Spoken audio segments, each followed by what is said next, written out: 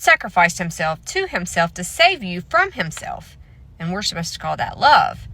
Atonement theory is the theological explanation for why Jesus had to die. It is the central pillar of Christianity. The whole story hinges on it. Here's the argument that Christianity makes.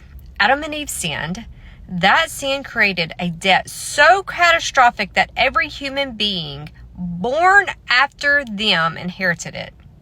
And they deserved eternal punishment because of it. God loved humanity, but his own justice required that the debt be paid. So God sent his son, who is also himself, to be tortured and killed by the people he created to pay a debt to himself that he invented for a rule that he made. You are being punished for something that someone else did way before you were born. Inherited guilt isn't justice. This is a curse, and it's the foundation that the entire system was built on. If God is all-powerful, then he can simply forgive the debt. No payment required.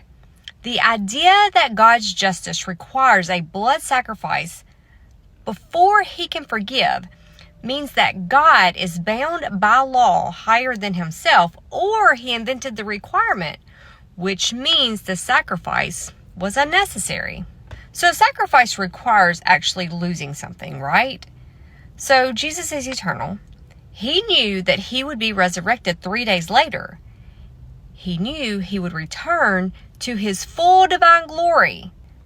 This isn't a sacrifice. And a father requiring his son to be tortured and killed to satisfy his own anger. If a human parent did this, we would call it monstrous. But when God does it, we call it the greatest act of love in history. Look, and this isn't about whether Jesus existed or if God exists at all.